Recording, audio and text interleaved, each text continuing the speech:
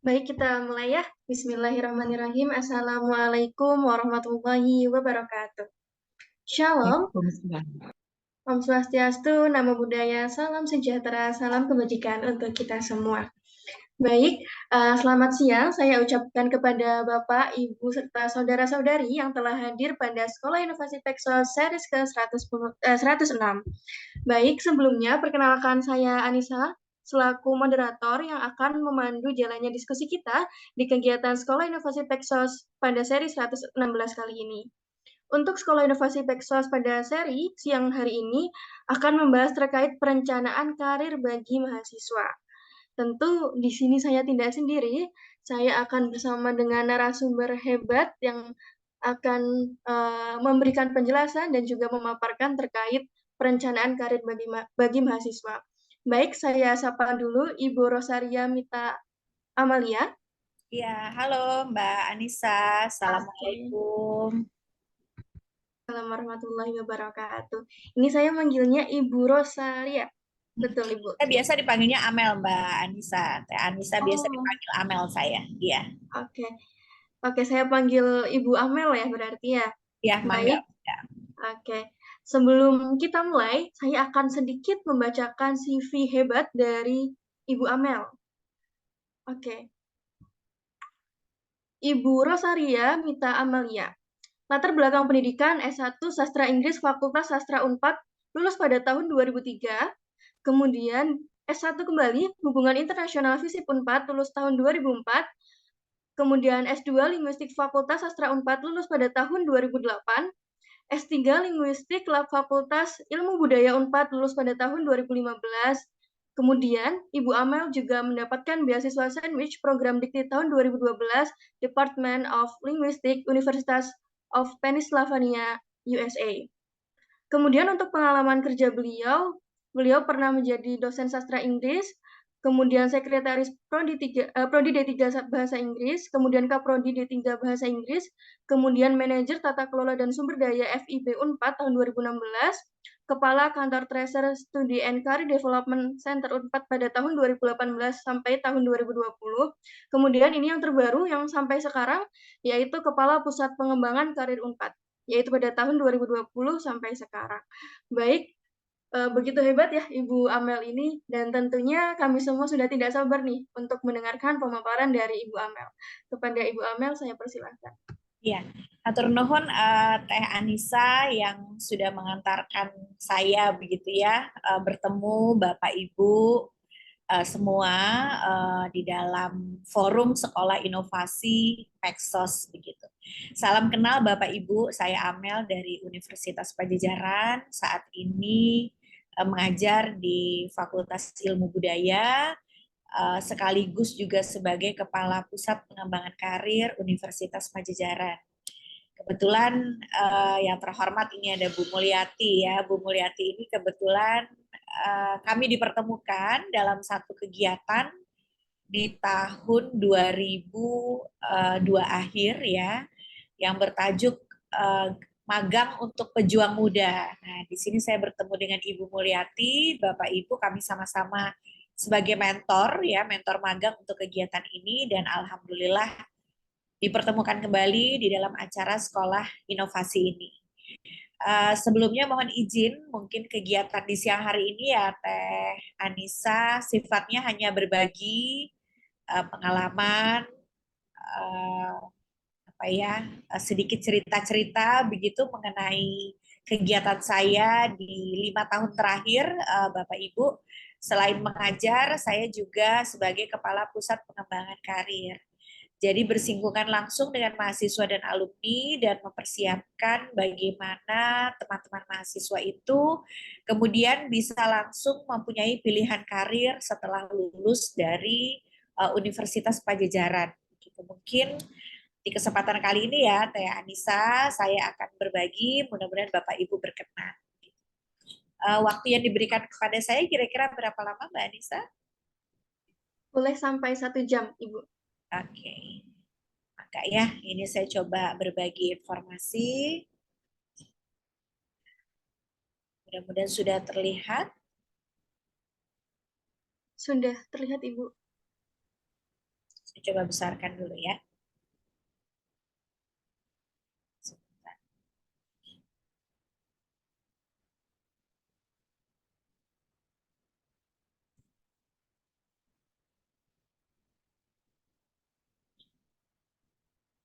Oke.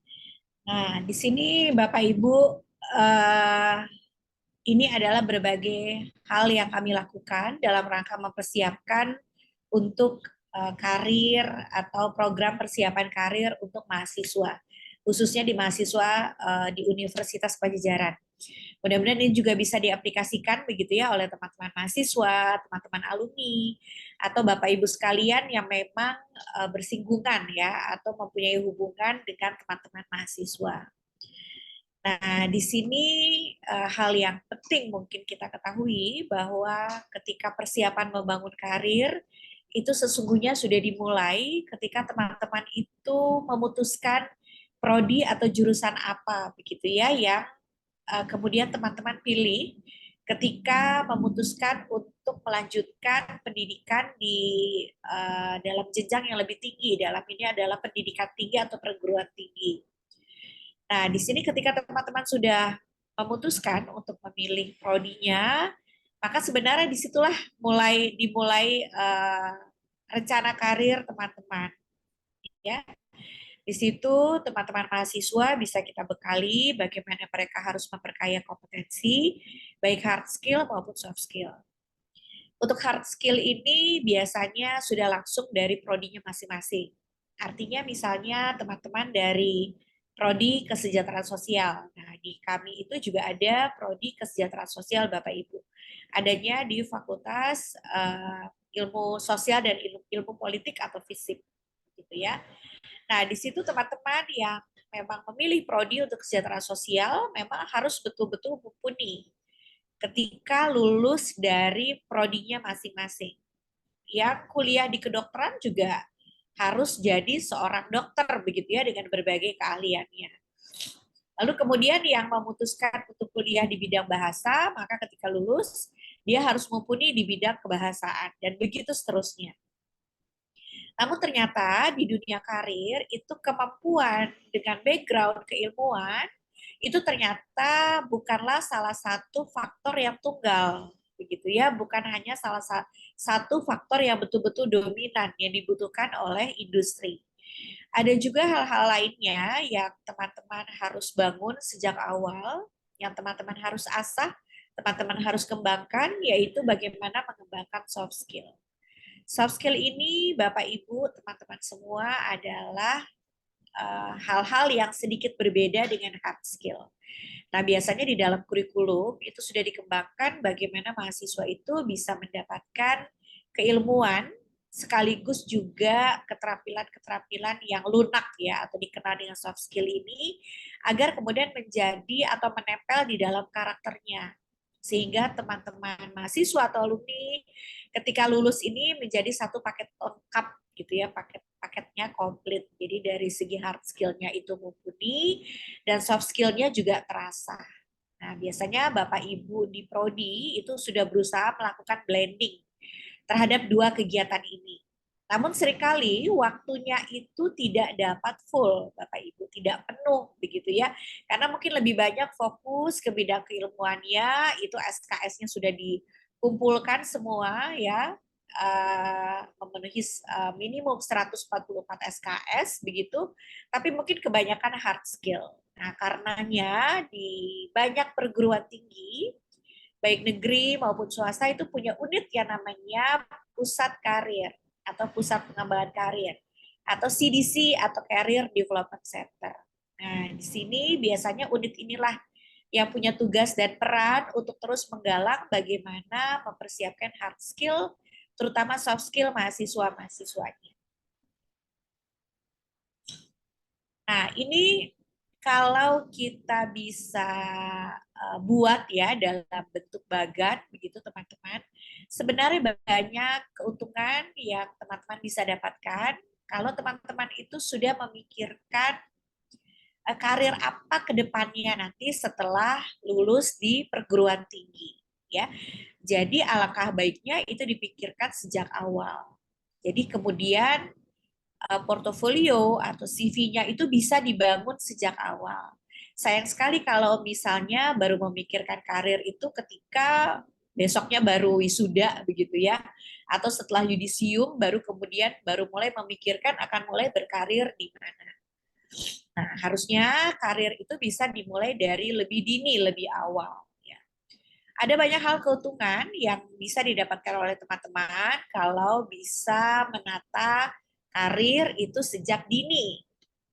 Ya, misalnya teman-teman tentunya akan menjadi ahli pada bidangnya. Jadi misalnya kalau Bapak Ibu yang bersinggungan dengan mahasiswa, dengan mempersiapkan karir di awal, itu bisa membuat teman-teman itu ahli pada bidangnya. Lalu kemudian lebih siap beradaptasi dengan teknologi, ya beradaptasi dengan teknologi tentu apalagi sekarang ini teknologi di bidang industri atau karir itu sangat berkembang pesat, Bapak Ibu. Jadi banyak hal yang kemudian terjadi transformasi teknologi ya, baik dalam bidang peralatan yang digunakan maupun dari segi mindset ya, cara pola pikir itu semua terpengaruh dengan sistem yang serba terdigitalisasi. Nah, ini yang kemudian harus bisa diadaptasi oleh teman-teman. Dan biasanya kalau sudah dipersiapkan dari awal akan lebih mudah buat teman-teman untuk kemudian bisa beradaptasi. Lalu kemudian adalah teman-teman bisa lebih siap menghadapi dunia kerja. Ya, karena dunia kerja itu sedikit berbeda dengan proses perkuliahan atau proses belajar yang dialami oleh teman-teman ya. Banyak hal-hal yang sedikit berbeda. Dengan teman-teman mulai memikirkan karir apa ke depannya, itu akan membuat teman-teman lebih siap menghadapi dunia kerja atau dunia karir yang akan menjadi pilihan teman-teman nantinya. Berikutnya adalah tentunya memiliki keterampilan yang lebih baik lagi. Ya, di mana-mana kalau sudah dipersiapkan dengan baik, itu pasti kita punya keuntungan dibanding yang lain ya. Artinya memang lebih siap ya, lebih siap atau akan punya keterampilan atau bekal yang lebih baik lagi. Ya, ini adalah sekilas saya coba rangkum kenapa mahasiswa-mahasiswa itu perlu menata karirnya sejak dini, sejak awal saat ketika mereka memutuskan untuk memilih prodi yang menjadi pilihan mereka untuk melanjutkan pendidikan di perguruan tinggi. Nah, berikut adalah tahapan perencanaan karir yang bisa dilakukan oleh teman-teman ya. Misalnya, pertama adalah teman-teman bisa access yourself. Jadi yang sering dilakukan oleh para psikolog begitu ya, mereka memberikan satu kuesioner atau alat tes untuk bagi teman-teman mengetahui seberapa besar potensi teman-teman di bidang-bidang tertentu. Nah, memang seringkali hasil tes ini bisa dijadikan basis teman-teman ya untuk kemudian teman-teman berpijak untuk memilih bidang-bidang apa yang kelihatannya itu di situ teman-teman peluangnya lebih besar ya karena ada ketertarikan, ada minat, ada bakat, ada kompetensi dan lain sebagainya. Nah, lalu kemudian teman-teman bisa create a plan and set goals. Jadi memang semuanya itu harus dibuat dalam bentuk perencanaan yang matang. Namanya juga perencanaan ya. Mungkin ada nanti 1-2 kali dia agak berbeda dari apa yang kita rencanakan, tapi biasanya tidak akan beda jauh kalau memang sudah kita rencanakan dengan baik. Jadi mulai terbiasa teman-teman untuk mulai merencanakan karir ke depannya seperti apa dan ada goals. Ada tujuan ya, entah itu mau jangka pendek, mau itu jangka menengah ataupun jangka panjang ya. Biasanya dengan punya planning seperti ini, perjalanan karirnya akan lebih mudah diikuti ya, karena kita punya backup. Kalau yang ini nggak bisa, yang ini nggak lolos, yang ini nggak lulus, kita punya backup yang lain. Gitu. Lalu kemudian mulailah teman-teman untuk expand skills ya. Expand skills itu artinya memperlebar, memperbanyak, memperkuat, ya, mempertajam keterampilan-keterampilan yang teman-teman miliki. Ya, tidak ada salahnya, misalnya di kesejahteraan sosial, ya, itu mengambil juga kemampuan berbahasa misalnya. Karena mungkin nanti akan ada 1-2 kesempatan di mana teman-teman harus berkomunikasi dengan orang bukan yang yang tidak menggunakan bahasa Indonesia misalnya. Ya, jadi mungkin bisa ditambah skill-skill berbahasa. Lalu kemudian teman-teman bisa mempertajam lagi literasi digitalisasinya. Ya, mungkin sekarang nanti ke depannya akan banyak hal sekali ya di dunia pekerjaan yang memang membutuhkan skill-skill basic mengenai literasi digitalisasi. Jadi itu salah satu teman-teman yang bisa teman-teman perluas ya. Jadi skills itu walaupun kelihatannya sedikit tidak nyambung dengan background keilmuan, tapi skills itu percayalah akan jadi satu hal yang sangat memperkuat begitu ya nanti ketika teman-teman sudah mulai berpikir untuk mulai memilih karir ke depannya. Nah, lalu kemudian explorer careers. Nah, ini juga penting nih, teman-teman bisa explore ya. Bisa explore banyak hal ya mengenai karir. Nah, di sini teman-teman mungkin bisa lihat nanti di akhir, saya nanti mau tunjukkan sedikit ya mengenai perspektif karir buat teman-teman yang punya latar belakang kesejahteraan sosial. Nah, mudah-mudahan ini bisa membantu nanti teman-teman sudah mulai bisa ya memilih kira-kira kemana nih saya yang paling tepat. Jadi selain yang saya berikan nanti, mungkin teman-teman juga punya korelasi, punya koneksi, ya punya jejaring dengan orang-orang di luar sana ya yang sifatnya eksternal begitu teman-teman sudah bisa eksplor. Oh sekarang ternyata lulusan dari kesejahteraan sosial ini sangat banyak ya sangat banyak diterimanya di mana saja bisa begitu ya sangat banyak peluang karirnya dan lain sebagainya. Lalu yang terakhir adalah teman-teman sudah mulai bisa memutuskan jenis pekerjaan atau profesi apa yang bisa jadi pilihan teman-teman ke depannya. Nah, ini sebetulnya yang tadi ya, ini tahapan masih di tahapan perencanaan karir. Mungkin ini bisa saya skip ya karena bisa dimulai dari pengenalan diri terlebih dahulu. Nah, ini memang pengenalan diri ini perlu dibantu. Kalau di kami, itu di Universitas Pajajaran, di Pusat Karir, kita menyediakan waktu untuk konseling karir bagi teman-teman yang kelihatannya masih galau, masih bingung, begitu ya, untuk menentukan ini kelihatannya, kok prodi saya agak partikular, Bu, ya, partikular itu misalnya kayak spesifik gitu ya, nanti kerjanya di mana, ini sebenarnya ada nggak sih opportunity ke depannya untuk background ini, kok saya nggak pernah lihat misalnya ya orang-orang dari background ini berkecimpung. Nah itu bisa dibantu nanti oleh tim psikologi yang memang di-assign di pusat karir yang seperti ini ya. Ini persis sama ya sebetulnya teman-teman dengan ini, tapi ini saya rangkum dan kita bahasakan dalam bentuk bahasa yang lebih ilmiah begitu ya. Nah, teman-teman kenapa sih saya menyarankan, banyak orang menyarankan bahwa harus mulai memikirkan karir. Mungkin kalau saya dulu ya, Teh Anissa dari zaman dulu nggak pernah berpikir ya bahwa karir itu harus dirancang dari awal. Taunya ya gitu aja, kuliah gitu ya, milih jurusan, jurusan satu, jurusan kedua, lalu kemudian ada prodi 1, prodi 2 ketika dulu namanya UPTN gitu, dan kemudian diterima ya sudah dijalani. Tidak terfikir bahwa sebenarnya saya sedang melakukan proses berkarir di dalamnya. Saya pikir itu nanti aja dipikirkan begitu sudah wisuda, sudah lulus, baru kita cari-cari kerjaan gitu ya. Itu bisa kemana-mana, bisa ke bank, bisa ke institusi pendidikan, bisa ke kementerian dan lain sebagainya. Padahal sebetulnya itu bisa sangat bisa diarahkan atau bisa selaras ya. Jadi nanti hasilnya akan lebih maksimal. Ya. Misalnya kenapa sih kita itu harus merencanakan perencanaan karir misalnya sejak awal ya? Karena kita lihat ada faktor-faktor yang berpengaruh terhadap perencanaan karir ini. Dan ini masih bisa ada waktu kita asah, kita miliki, kita perkuat ya teman-teman ya. Kalau teman-teman sudah merencanakannya itu dari awal. Misalnya pertama potensi yang ada di dalam diri. Potensi itu kan luas ya teman-teman, tidak terbatas, tidak berbatas dia. Artinya kita jangan membatasi diri kita hanya punya 1-2 potensi. Potensinya sangat lebar, sangat luas. Jadi teman-teman itu bisa menggali potensi-potensi apa yang ada di dalam diri, dan potensi itu tidak given, ya seringkali harus diasah.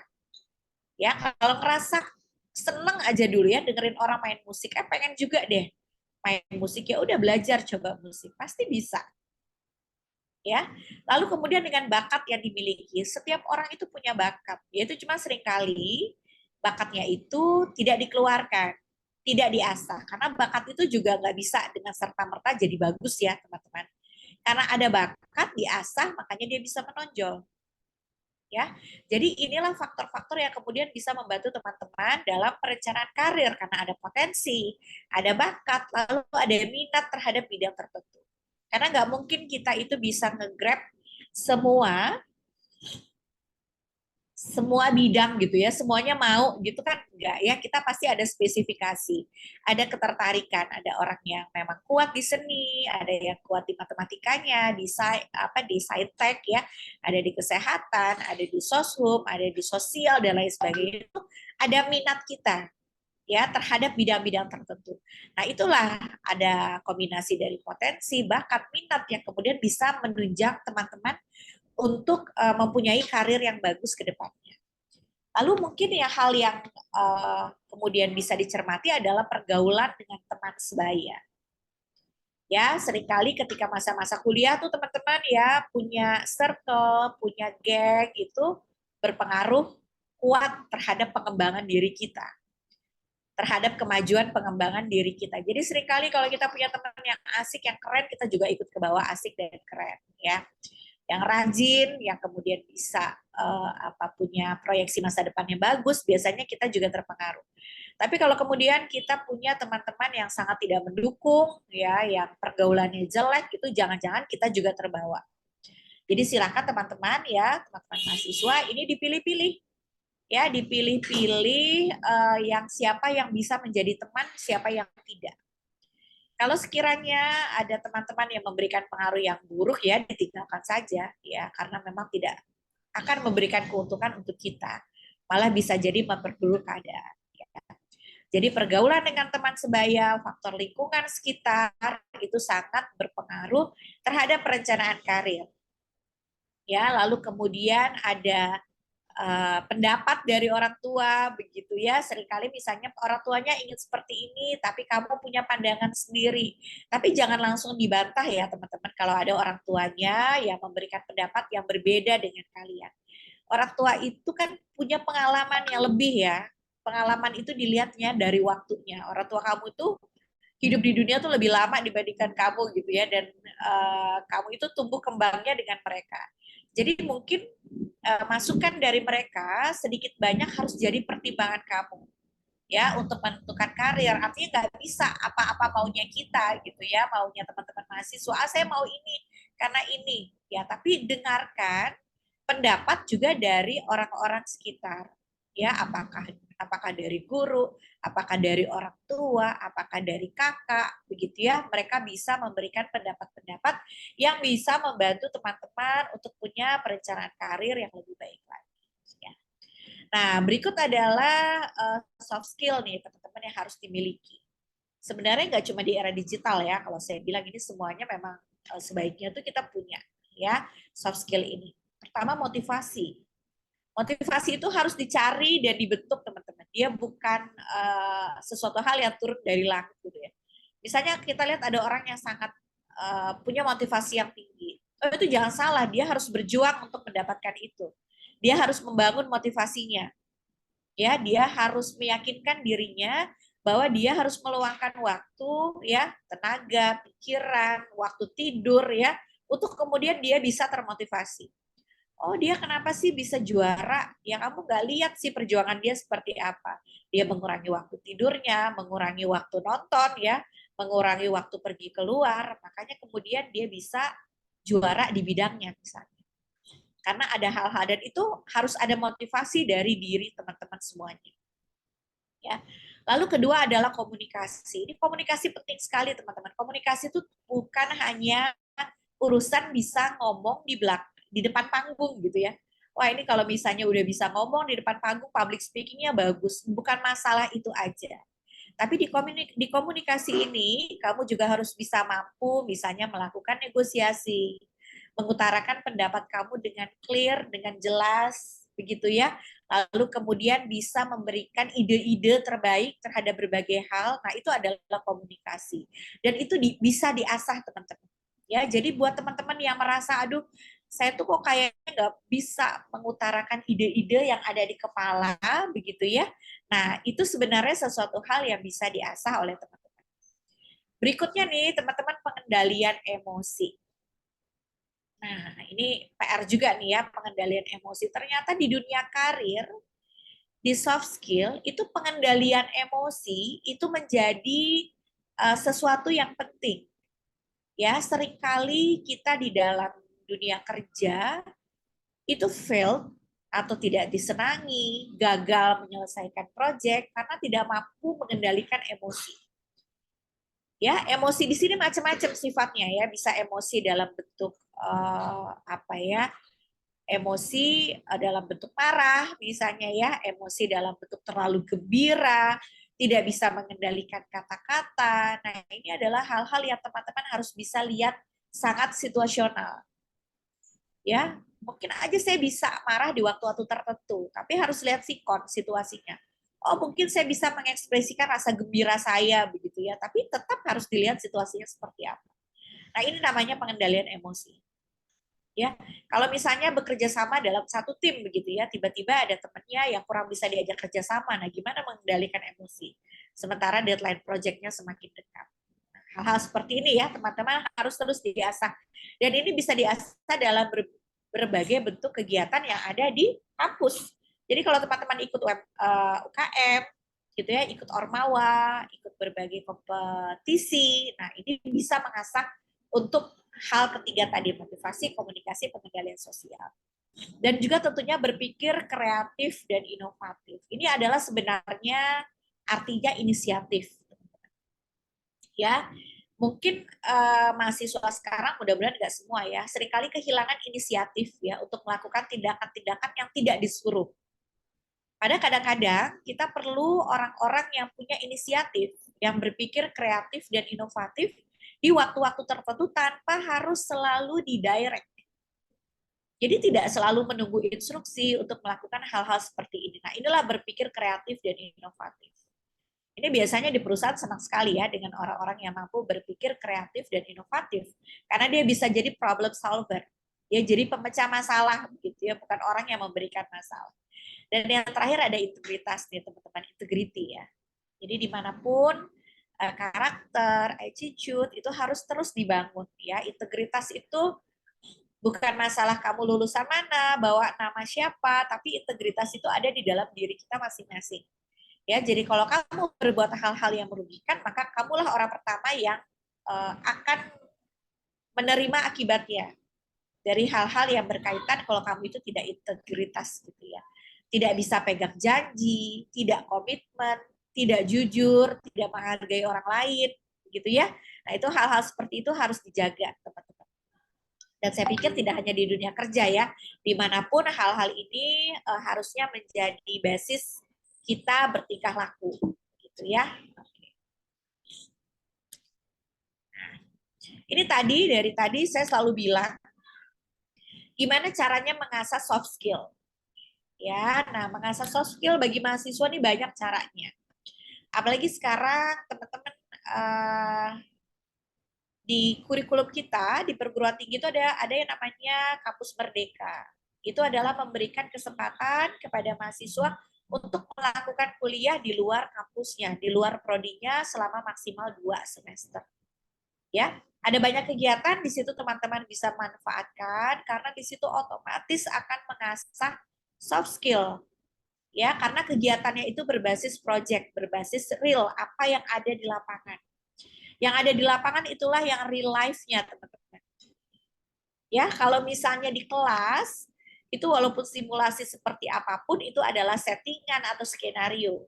Tapi kalau teman-teman udah tergabung dalam komunitas, turun ke lapangan, menjadi relawan, begitu ya, itu adalah hal-hal yang betul-betul real, yang teman-teman bisa lihat itu karakter orang seperti apa, permasalahan-permasalahan yang ada di lapangan seperti apa, gitu ya.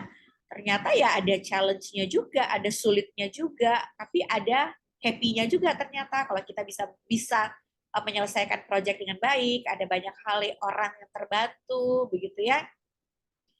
Jadi kesulitan-kesulitan di lapangan itulah yang nanti bisa mengasah soft skill teman-teman. Kalau teman-teman nggak pernah ikut-ikut berbagai kegiatan di luar kelas, maka kegiatan soft skill-nya tidak akan terasah. Nggak tahu bahwa karakter orang tuh banyak. Nggak tahu bahwa karakter orang tuh nggak selalu baik gitu.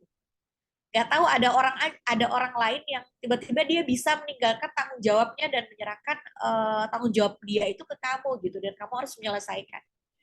Nggak tahu ada orang-orang seperti itu misalnya. Kalau kalian nggak ikut berbagai kegiatan, ya nggak tahu bahwa ternyata dapat uang dari hasil kerja sendiri tuh enak banget gitu ya, misalnya kalau memang ada dikasih honor untuk berbagai kegiatan. Baru tahu bahwa ternyata membantu orang itu punya kenikmatan tersendiri. Nah, yang hal-hal ini ya teman-teman ya, kita mengasah soft skill gitu ya, dan kemudian kita juga bisa mengasah toleransi kita. Kita lihat bahwa kita hidup di dalam dunia yang sangat beragam ya, baik dari segi suku, latar belakang ekonomi, pendidikan. Nah, kalau teman-teman nggak pernah bergabung dalam berbagai kegiatan itu bakal kagok. Apalagi ini nih ya, backgroundnya teman-teman misalnya dari kesejahteraan sosial nih. Ini luar biasa nanti yang dihadapi teman-teman ini berbagai karakter. Ya, entah ada karakter yang menyenangkan, yang tidak menyenangkan, yang membahayakan mungkin ya. Jadi semuanya teman-teman tuh harus punya tameng, harus punya kemampuan begitu ya untuk mengasah soft skill dan kemudian bisa menjadi problem solver. Nah, ini adalah menemukan mentor di lingkungan yang tepat. Ini sebenarnya mewah ya, saya bilang teman-teman ya. Kalau teman-teman berada di lingkungan perguruan tinggi, maka mudah untuk menemukan mentor. Teman-teman bisa cari dosen yang memang bisa membantu, bisa cari kakak kelas, ya, bisa cari teman sebaya misalnya, dan lain sebagainya. Jadi menemukan mentor itu sangat baik untuk perencanaan karir kita. Ya, kalau misalnya teman-teman punya kebetulan punya kesempatan begitu ya untuk berkunjung misalnya ke tempat-tempat yang menjadi target karir teman-teman, terus teman-teman bisa dapatkan kontak ya orang-orang dari mereka, wah itu sangat menyenangkan ya. Jadi bisa tanya-tanya dan bisa menjadikan mentor gitu ya, sangat baik untuk perencanaan karir ke depan. Nah, ini adalah 8 kegiatan pembelajaran di luar kampus nih ya. Cuma saya harus pastikan ya, Teh Anissa mudah-mudahan sudah ya dikenal ya ada kegiatan Kampus Merdeka ini ya. Nah, Kampus Merdeka ini baik sekali ya, teman-teman bisa inilah ya diadopsi, sehingga kemudian teman-teman punya kesempatan untuk melakukan salah satu atau salah dua dari kegiatan-kegiatan yang kita ya. Ada mengajar di sekolah, lalu ada magang, ada proyek di desa yang tadi volunteer ya, ada pertukaran pelajar, ini baik di dalam maupun luar negeri, program PMF, pertukaran mahasiswa merdeka atau ISMA, lalu ada penelitian atau riset, ya, wirausaha, studi atau proyek independen, dan proyek kemanusiaan.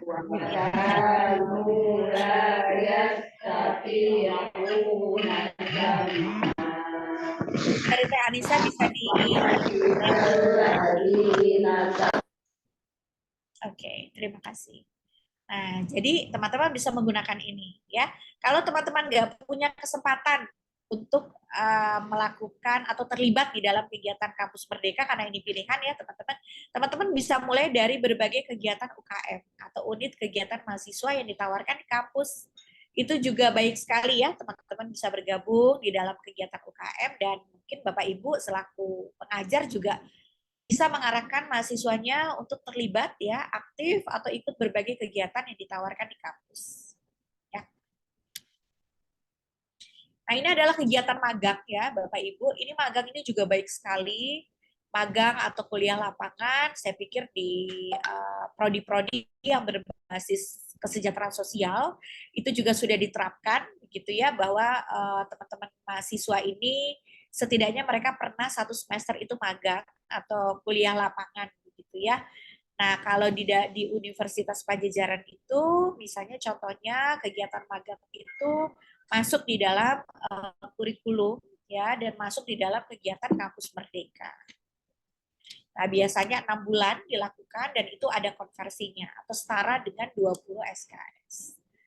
Nah, di kampus itu biasanya selalu ada kegiatan-kegiatan begitu ya, kegiatan-kegiatan yang terkorelasi dengan kesempatan magang. Ini contohnya ada Kampus Merdeka Pejuang Muda dulu ya, di tahun, oh ini 2021 ya waktu itu ya, di sini pertama kali saya bertemu dengan Bu Mulyati begitu ya di dalam forum ini. Lalu kami juga menginisiasi banyak kegiatan-kegiatan magang, misalnya dengan Kementerian Keuangan ya. Jadi artinya Bapak Ibu dengan koneksi masing-masing atau teman-teman mahasiswa itu juga bisa melakukan kegiatan magang mandiri. Ya, misalnya mengajukan untuk melamar, lalu kemudian bisa diterima. Jadi tidak harus selalu kegiatan magangnya itu dari kampus ya. Bisa juga teman-teman mengajukan ya, melamar ke beberapa perusahaan begitu ya, ingin magang di sana, ingin merasakan pengalaman bekerja, itu juga sangat memungkinkan. Atau dari kampus memang sudah dirancang berbagai program begitu ya yang meningkatkan kapasitas mahasiswa terutama melalui program magang ya. Ini adalah berbagai kegiatan mahasiswa-mahasiswa yang melakukan kegiatan magang di berbagai industri ya. Ini ada yang di lab ya, ada yang di kantor, ada yang di studio, bahkan ada yang turun ke lapangan. Ini misalnya ke pasar. Ya, oke. Nah, untuk magang ini juga sebetulnya banyak sekali ya tempat-tempatnya begitu ya. Di antaranya mungkin dengan institusi-institusi yang baik seperti Bank Indonesia, mereka juga menerima banyak slot untuk magang. Nah, ini ada kaitannya nih ya. Kalau saya memasukkan magang ini Bapak Ibu sebagai salah satu perencanaan karir yang baik ya. Makanya kenapa mahasiswa itu kita sarankan sekali untuk magang atau melakukan praktek kerja lapangan ya di institusi yang memang terkait nantinya dengan proyeksi karirnya mereka. Kenapa sih kamu harus magang misalnya ya? Karena kamu akan mendapatkan pengalaman dunia kerja pastinya ya, lalu punya nilai lebih ya. Nilai lebih di sini maksudnya pengalaman ya. Di mana-mana orang yang punya pengalaman baik dibandingkan orang yang tidak pernah punya pengalaman apapun mungkin akan lebih terpilih atau diambil yang punya pengalaman yang baik. Begitu ya. Nah, di sini dengan pengalaman magang yang minimal 6 bulan ini bisa membantu begitu ya teman-teman untuk kemudian punya hal-hal yang sifatnya lebih dibanding teman-teman yang tidak punya kesempatan yang sama. Lalu kemudian teman-teman berpeluang direkrut atau bekerja sama, misalnya dalam berbagai kegiatan, ya namanya rekruter itu teman-teman mereka akan lebih memilih orang yang mereka sudah kenal dan baik gitu. Baik dalam arti kompetensinya, dibanding mereka harus cari-cari orang yang punya kompetensi yang sama, tapi mereka nggak mengenal secara attitude. Nah, karena magang ada waktu 6 bulan teman-teman untuk menunjukkan best performance di dalam perusahaan. Jadi ada kemungkinan teman-teman ini direkrut atau kemudian dijadikan partner oleh perusahaan. Ya, di Universitas Pajajaran itu hampir 80% mahasiswa kami yang magang itu ditawari kembali untuk bekerja. Gitu ya. Tapi kemudian banyak hal mereka harus kembali ke kampus atau mereka punya pilihan lain ya. Tapi artinya mereka punya peluang direkrut atau bekerja sama dari perusahaan. Berikutnya adalah mengasah kemampuan tentunya ya. Tadi ya karena by project kegiatannya, maka teman-teman akan langsung masuk begitu ya ke dalam pengalaman dunia kerja begitu ya tanpa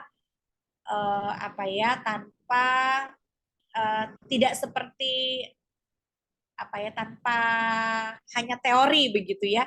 Jadi teman-teman kuat sekali baik dari segi hard skill maupun soft skill. Jadi hard skill itu didapatkan dari teori-teori yang didapatkan di ruang kelas begitu ya. Lalu kemudian prakteknya teman-teman dapatkan ketika teman-teman sedang magang. Dan ini adalah jejaring ya. Ya, jejaring ini adalah hal yang sangat fenomenal saat ini teman-teman. Ya, kalau teman-teman punya jejaring yang kuat, itu jejaring itu sebenarnya silaturahmi ya. Kalau kita bisa samakan begitu ya. Jadi semakin teman-teman punya banyak teman, kenalan begitu ya. Mungkin kenalannya awalnya tanpa pretensi apapun. Tapi karena teman-teman di perusahaan bisa menunjukkan performance yang baik, maka biasanya itu nanti punya investasi masa depan. Gitu ya, karena teman-teman sudah pernah punya jejaring dengan para profesional. Itu keuntungannya untuk magang. Ini adalah contoh-contoh begitu ya teman-teman, pengumuman-pengumuman atau acara-acara mengenai magang ya. Ada banyak kegiatan webinar yang melibatkan teman-teman yang pernah magang, mereka sharing begitu ya. Itu nggak ada salahnya teman-teman juga ikut mendengarkan. Atau Bapak Ibu di sini yang memang mengelola atau dekat dengan mahasiswa juga bisa bikin program-program yang melibatkan sharing mengenai pengalaman magang. Karena ini adalah sangat baik untuk perencanaan karir teman-teman mahasiswa ke depannya. Ya. Oke, dan ini juga ada sedikit pengalaman. Jadi magang itu tidak hanya bisa magang di dalam negeri ya, teman-teman ya. Teman-teman juga punya kesempatan untuk melakukan magang di luar negeri ya. Dan itu biasanya harus sudah ada kerjasama terlebih dahulu yang jelas. Jangan juga melihat ada tawaran magang lalu langsung ya magang ke luar negeri, terutama langsung di-apply tanpa melakukan recheck ya terhadap perusahaan, lalu terhadap mungkin kalau ada pihak kedua yang terlibat, kalian nggak cek ya, selalu libatkan kampus begitu ya untuk melakukan checking-checking jika ada tawaran atau magang di luar negeri. Ya, ini satu yang saya ingin ceritakan mungkin ya Teh Anissa, bagaimana teman-teman itu disarankan itu bisa membangun CV awal. CV itu adalah cerita perjalanan teman-teman ya. Jadi sebenarnya very easy. Gampang nulis CV, kenapa? Karena itu adalah perjalanan teman-teman. Yang susahnya kalau nggak ada yang harus ditulis gitu ya, nggak ada yang bisa ditulis, nah itu susah. Makanya dari awal teman-teman, karena CV ini merupakan salah satu tools ya atau instrumen yang miliki teman-teman untuk mulai merencanakan karir, maka teman-teman sudah bisa memilih ya, sudah bisa membangun CV-nya. Nah, ini misalnya ada platform-platform. Ini kebetulan ada di Universitas Pajajaran begitu ya, di websitenya Pusat Pengembangan Karir. Di sini kami bekerja sama dengan beberapa platform ya Bapak Ibu ya. Nah, di sini ada Kinobi, Prospel, Atma, Career Lab, Jobstreet misalnya ya. Contohnya yang Kinobi. Kinobi ini adalah platform yang untuk membangun CV ya. Jadi teman-teman itu semacam build up CV teman-teman. Jadi misalnya di semester awal itu ada isian yang harus ditulis ya. Teman-teman bisa cerita apa yang sudah diraih di semester ini, di tahun ini, nanti tahun berikutnya dikembangkan lagi. Jadi kalau kita punya cerita yang kita save di salah satu platform ini, maka dia akan tercatat. Dan di Kinobi ini teman-teman ada juga apa ya? Scoring yang diberikan oleh mereka gitu ya. Jadi kalau scoringnya belum mencapai yang maksimum, kita akan terus berupaya bagaimana mengisi CV kita agar lebih baik dan lebih lengkap lagi. Dan biasanya CV-CV model seperti ini yang kemudian bisa diterima di industri begitu ya. Jadi nanti silakan teman-teman cari banyak platform-platform begitu ya yang membantu teman-teman membangun CV teman-teman. Jadi bikin akun, lalu kemudian teman-teman bisa isi ya, terus kemudian di save, dilihat skornya. Oh nanti minggu depan ditambah lagi ada raihan apa, ya ada teman-teman ikut berpartisipasi di bidang apa, ikut kegiatan apa, itu jangan sampai kelewat. Seringkali kalau kita nulisnya itu ditumpuk, misalnya setahun ya, baru kemudian kita tuh suka lupa ya apa aja yang udah kita lakukan 1 tahun ke belakang. Padahal seringkali banyak gitu, tapi terlewat karena kita tidak punya platform atau tidak rajin mencatatkan apa yang sudah kita raih. Nah, ini adalah contoh yang tadi ya, namanya ini kalau kita buka dengan platform kita, ada banyak CV-CV begitu ya, ada banyak platform-platform yang kemudian bisa kita gunakan. Ya, oke. Nah, ini contohnya. Nah, ini adalah berbagai kegiatan di kampus begitu ya Bapak Ibu yang bisa membantu teman-teman kita mahasiswa untuk mengembangkan diri mereka. Ya, jadi sekecil apapun prestasi begitu ya yang dimiliki oleh teman-teman mahasiswa kita itu baiknya dicatat. Ya, dan terus dikembangkan. Karena itu bisa jadi hal-hal yang sifatnya berharga di kemudian hari ketika mereka harus memilih karir ke depannya. Ya, ini adalah hal-hal yang kami posting di dalam Instagram atau media sosial di Pusat Karir Unpad ya untuk terus encourage teman-teman dan memberikan kesempatan teman-teman untuk mulai menata karirnya. Misalnya saya tuh sering informasikan nih Teh Anissa kepada teman-teman mahasiswa ya, baik yang semester awal ya maupun yang pertengahan. Jadi jangan takut-takut kalau lihat ada hiring, dilihat deh persyaratannya apa ya. Jadi itu bisa dikumpulkan portofolionya itu dari awal. Oh, ternyata untuk masuk ke perusahaan-perusahaan besar, IPK saya minimal harus 3,3 misalnya. Nah, kalau teman-teman tahunya itu nanti setelah lulus, sementara IPK teman-teman itu nggak mencapai minimum diterimanya bekerja di industri-industri tertentu, maka akan sulit ya untuk diperbaiki. Tapi kalau teman-teman dari awal sudah tahu informasinya, maka kemudian teman-teman akan mempersiapkan diri. Oh, berarti IPK saya nggak boleh lebih kecil dari 3,3 kalau saya mau masuk ke industri-industri tertentu. Oh, IPK saya nggak boleh lebih kecil dari sekian kalau saya mau ada rencana studi S2 untuk meneruskan dan lain sebagainya. Ya, jadi ini adalah salah satu bentuk dari perencanaan karir juga. Nah, sebelum saya tutup, mungkin saya ingatkan kembali bahwa di pusat karir itu mudah-mudahan di setiap institusi sih ada begitu ya untuk kegiatan karirnya. Kenapa? Karena punya peran yang sangat strategis. Yang pertama adalah membantu menyiapkan soft skill mahasiswa, yang kemudian nanti akan jadi alumni, dan mungkin teman-teman dan Bapak Ibu harus ingat ya, teman-teman mahasiswa yang sekarang kita bimbing, kita ajar, itu nantinya mereka akan lulus menjadi alumni dan tentunya akan menjadi SDM-SDM yang unggul dan berkualitas, di mana mereka nanti berperan dalam membangun Indonesia, begitu ya. Jadi peran kita sangat penting dan strategis. Mungkin dari slide-nya seperti itu, Mbak Anissa. Cuman saya mau share ada peluang karir nih buat teman-teman ya. Mungkin saya bisa share sedikit. Saya akan Boleh, boleh. Ya, mangga Ibu. Oke. Di sini. Nah, ini. Nah, ini mungkin sedikit saja ya. Ada proyeksi-proyeksi karir ini yang bisa jadi opportunity atau apa kesempatan begitu ya, atau peluang bagi teman-teman yang punya basisnya itu kesejahteraan sosial. Misalnya yang pertama adalah teman-teman bisa berkarir sebagai pekerja sosial. Ya, di situ misalnya teman-teman bisa menyediakan tupoksinya ya, peran menyediakan bantuan sosial, dukungan kepada individu atau kelompok yang membutuhkan. Gitu ya. Kedua, misalnya teman-teman juga punya kemampuan untuk menjadi konselor. Ya, di sini bisa bekerja secara individu atau kelompok ya untuk mengatasi berbagai masalah emosional, psikologis atau sosial misalnya yang diakibatkan oleh bencana tertentu atau yang sifatnya lebih umum. Begitu, ini bisa jadi pilihan karir yang baik ya. Lalu berikutnya ada manajer program sosial. Nah, biasanya di perusahaan-perusahaan, teman-teman, inilah yang bisa menjadi salah satu peluang.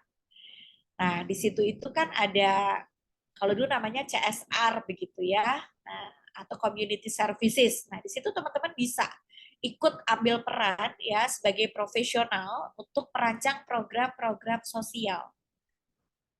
Karena biasanya perusahaan-perusahaan itu pengen feedback apa ya, memberikan kembali begitu ya apa yang sudah mereka lakukan, misalnya buka kawasan industri di lingkungan, maka kemudian mereka giving back gitu ya, mengenai mereka kembali ke lingkungan, kembali ke masyarakat, memberikan apa yang memang seharusnya bisa menjadi program untuk pemberdayaan masyarakat di sekitar, entah melalui beasiswa, entah melalui program pengembangan pemberdayaan ekonomi dan lain sebagainya. Teman-teman punya peluang untuk merancang program-program karena teman-teman punya basis yang kuat ya untuk melakukan itu. Lalu ada koordinator komunitas. Nah, ini bertanggung jawab atas pengembangan dan implementasi program-program KESOS gitu ya dalam suatu komunitas. Ini bedanya hanya yang nomor 3 ini biasanya di industri atau korporasi tertentu, yang nomor 4 ini adalah di komunitas tertentu. namun pekerjaannya hampir sama, ya. Lalu ada penelitian sosial nih, peneliti sosial, researcher, social researcher. Nah, ini menarik sekali ya, teman-teman ya. Banyak hal-hal apapun itu berhubungan dengan bidang sosial. Ya, teman-teman bisa ambil peran di sini ya, teman-teman bisa melakukan pengembangan dan implementasi program-program KESOS dalam suatu komunitas. Wah, ini menarik sekali ya. Karena semua bidang sepertinya pasti berkaitan. Begitu ya. Lalu kemudian juga bisa punya solusi yang efektif dari hasil penelitian teman-teman. Lalu ada pendidik ya. Ada karir, peluang karir pendidik atau pelatih kesejahteraan sosial. Ini bisa mengajar, begitu ya, atau menjadi tenaga kerja atau tenaga ahli di bidang kesejahteraan sosial. Lalu teman-teman juga bisa mengarah misalnya kepada hal-hal yang berkaitan dengan bidang hukum. Bisa menjadi advokat hak asasi manusia yang berjuang untuk hak-hak individu atau kelompok yang terdiskriminasi. Ya. Berikutnya ada konsultan kesejahteraan sosial, ini juga bisa sebagai tenaga ahli, memberikan saran dan bimbingan kepada pemerintah, LSM, organisasi lainnya tentang kebijakan dan program kesejahteraan sosial. Lalu ada ahli kebijakan sosial, ini bisa diterapkan dalam berbagai level ya, baik tingkatnya lokal, nasional maupun internasional. Dan mungkin yang terakhir yang bisa saya rangkum adalah bisa menjadi spesialis intervensi krisis. Ya, memberikan bantuan dan dukungan kepada individu atau keluarga yang mengalami krisis ya, seperti kekerasan dalam rumah tangga ataupun kecelakaan maupun bencana alam. Ya, jadi teman-teman bisa lihat Bapak Ibu, begitu banyak peluang karir yang bisa dimiliki oleh teman-teman yang berbasis kesejahteraan sosial. Gitu ya. Jadi dengan melakukan perancangan karir sejak awal ya, teman-teman juga kemudian bisa semakin mantap begitu ya. Bisa semakin mantap itu memilih peluang karirnya ke depannya. Mungkin seperti itu yang bisa saya sampaikan, Teh Anissa. Terima kasih banyak atas waktu dan perhatian Bapak Ibu semua. Saya Terima kembalikan kasih lagi. banyak kepada Ibu. Oke, terima kasih banyak kepada Ibu yang sudah memaparkan terkait perencanaan karir bagi mahasiswa dan juga sharing-sharingnya. Dan terakhir tadi juga disampaikan terkait proyeksi karir bagi calon lulusan kesejahteraan sosial. Contohnya juga saya, Bu. Jadi saya ini kebetulan juga mahasiswa di Poltek Esos, semester 8 juga, udah hampir selesai juga, dan juga sedang memikirkan karir gitu. Jadi hal ini sangat membantu memberikan pencerahan buat saya kira-kira seperti apa saya mempersiapkan ke depan, apalagi sudah menjelang kelulusan ini. Seperti itu. Baik, barangkali dari Bapak, Ibu, atau hadirin sekalian, ada yang ingin memberikan pertanyaan atau ingin berdiskusi kepada Ibu Amel, dipersilahkan. Boleh raise hand.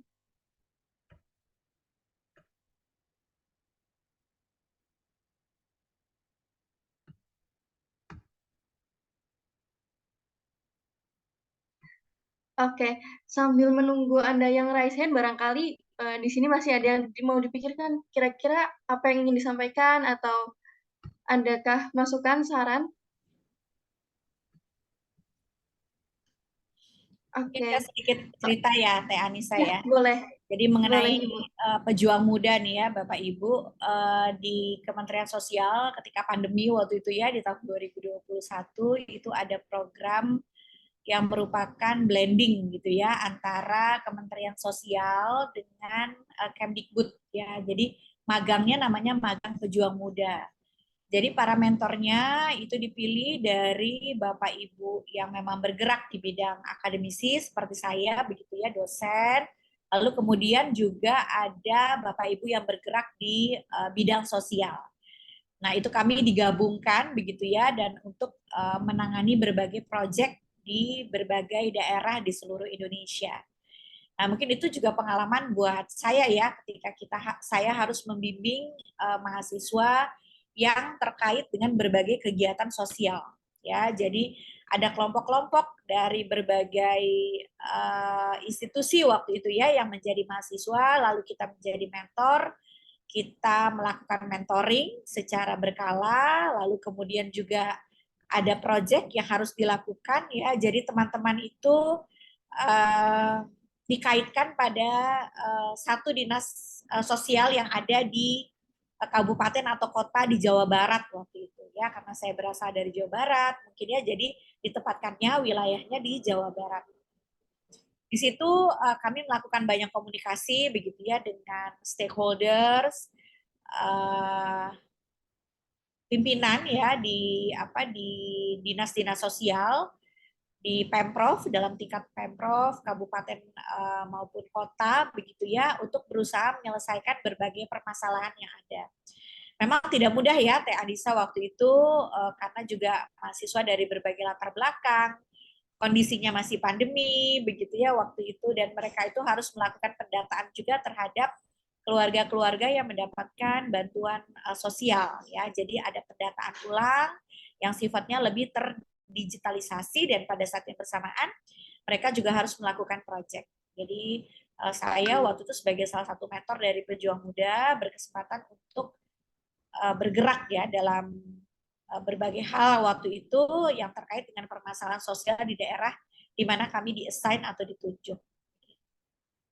Dan saya pikir itu baik sekali ya untuk teman-teman yang waktu itu terlibat, itu mereka semacam ya bentuknya seperti KKN begitu ya, seperti kuliah lapangan, tapi mereka langsung diterjunkan ke masyarakat sehingga bisa menghadapi berbagai tantangan ya. Ada juga yang mereka menemukan data-data yang tidak solid ya, antara apa yang mereka temukan dari Kementerian Sosial, lalu kemudian ketika mereka sampai ke lapangan itu tidak sesuai yang menerima bansos misalnya. Lalu kemudian solusi apa yang bisa diberikan, lalu kemudian rujukannya seperti apa.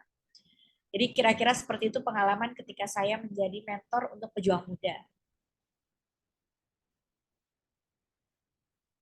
Oke, siap. Terima kasih Ibu untuk sharingnya. Baik, barangkali dari Bapak Ibu sekalian, ada yang ingin didiskusikan dengan Ibu Amel gitu.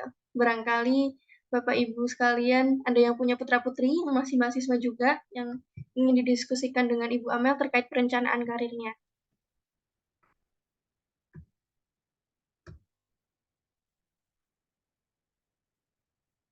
Oke, kalau misalkan belum ada, saya coba izin bertanya gitu, sekaligus berdiskusi, sharing juga sama Ibu Amel.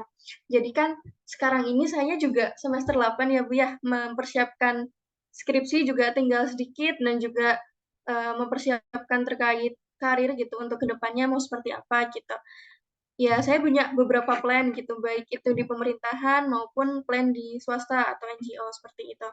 Nah, kalau menurut Ibu sendiri gitu, kalau posisinya saya sedang, ya ini masih skripsian gitu, kalau misalkan saya sambi untuk apply pekerjaan gitu, apakah menurut Ibu itu efektif gitu untuk keduanya? Seperti itu. Terima kasih, karena saya juga kalau misalkan nggak dari sekarang tuh takut nanti kalau udah skripsi terus gimana? Apakah harus nunggu wisuda dulu atau gimana? Seperti itu. Terima kasih, Ibu. Jadi Teh Anissa, ada beberapa industri ya atau perusahaan yang mereka memang mencarinya untuk mahasiswa tingkat akhir. Jadi yang menjelang wisuda, menjelang yudisium, lalu sambil yang sedang menulis, tapi sudah menjelang selesai begitu. Memang ada perusahaan-perusahaan yang memang ke saya itu mintanya talent seperti itu, begitu. Nah, lalu kemudian ada juga perusahaan-perusahaan yang memberikan kesempatan buat teman-teman namanya ANIS. Itu adalah versi magang untuk fresh graduate. Ya, jadi magang untuk alumni baru udah lulus, tapi kemudian mereka masih menerima magang. Tentu perlakuannya beda ya dengan versi magang yang dilakukan oleh mahasiswa yang masih semester 5, 4 atau 6 begitu ya.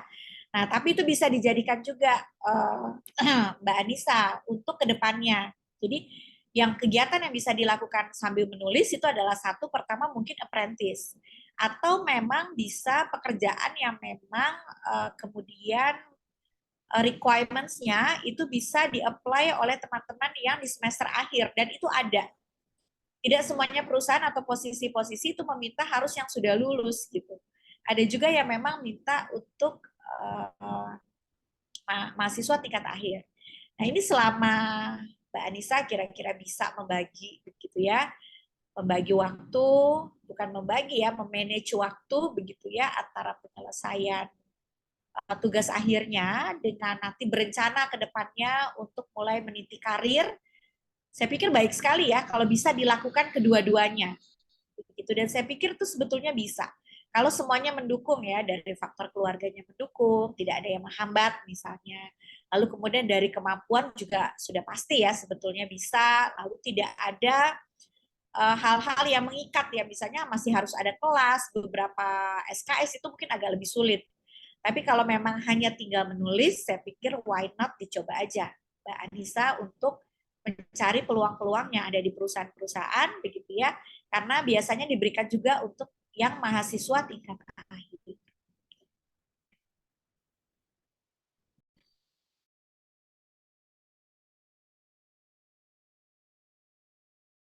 Oh ya, baik Ibu, terima kasih atas penjelasannya.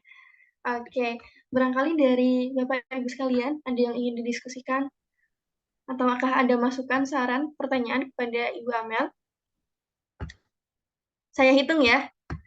Saya hitung 3. Kalau misalkan tidak ada pertanyaan, kita cukupkan saja. Baik, saya hitung. 1, 2, 3. Baik, sepertinya Bapak Ibu di sini sudah jelas, Ibu. Penjelasan dari Ibu Amel sudah sangat jelas. Oke, sebelum kita tutup, barangkali dari Ibu Amel ada closing statement nih untuk kita semua. Dipersilahkan, Ibu. Ya, terima kasih banyak ya Teh Anissa, Bapak Ibu semua yang sudah kita bersama-sama di siang hari ini menyempatkan waktu begitu ya, dan saya juga berterima kasih diberikan kesempatan untuk berbagi sedikit cerita ya atau pengalaman yang saya lakukan ketika uh, mengelola begitu ya, mengelola pusat karir di mana merupakan unit yang bertanggung jawab atau mempunyai peran untuk meningkatkan kualitas mahasiswa sehingga kemudian dapat diterima bekerja sesuai dengan pilihan karirnya masing-masing. Jadi mungkin di sini ada teman-teman mahasiswa atau Bapak Ibu yang memang bersinggungan dengan mahasiswa. Mari kita bantu begitu ya teman-teman mahasiswa untuk semakin mengembangkan diri mereka.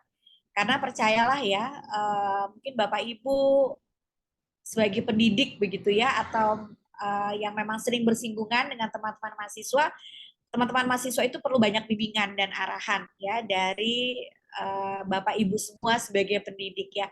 Seringkali kita merasa apa yang kita berikan kepada mereka itu sifatnya remeh ya. Tapi seringkali hal-hal kecil seperti itu ternyata bisa menjadi inspirasi baik buat teman-teman ya, dan juga buat teman-teman yang saat ini sudah menjelang akhir begitu ya. Jadi silakan mulai dibangun perencanaan karirnya ya, tidak ada kata terlambat, tapi sekali lagi yang lebih baik adalah ketika di awal-awal teman-teman sudah merencanakan perencanaan karirnya. Kalau yang punya background di kesejahteraan sosial, maka mulai merapatlah ya ke bidang-bidang terkait, mulai merapatlah ke jejaring-jejaring atau koneksi yang bisa dibentuk terkait dengan bidang-bidang tersebut, banyak melakukan kegiatan magang, komunikasi, ya, mencari mentor yang tepat dan lain sebagainya. Jadi nanti ketika teman-teman sudah lulus ya dari perguruan tinggi tidak akan merasa kesulitan begitu ya, karena dari kementerian juga Mbak Anissa itu yang dianggap lulus cepat bekerja itu kalau bisa mendapatkan pekerjaan pertamanya itu kurang dari 6 bulan setelah masa kelulusan. Ya, jadi mudah-mudahan apa yang saya bagi di siang hari ini bisa walaupun sedikit bisa menjadi hal-hal yang baik yang bisa diterapkan oleh teman-teman mahasiswa, dan mungkin pengalaman saya ini juga bisa menjadi sedikit inspirasi bagi Bapak Ibu untuk bagaimana kita membantu mahasiswa kita untuk merencanakan karir sehingga mereka ketika lulus bisa mendapatkan pilihan karir terbaik untuk mereka.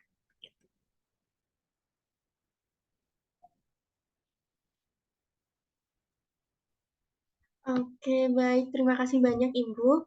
Saya ucapkan terima kasih banyak kepada Ibu Amel yang sudah banyak sharing, banyak menyampaikan pengetahuan, keterampilan juga gitu ya, untuk mahasiswa maupun Bapak Ibu di sini yang mungkin bersinggungan dengan mahasiswa itu sendiri.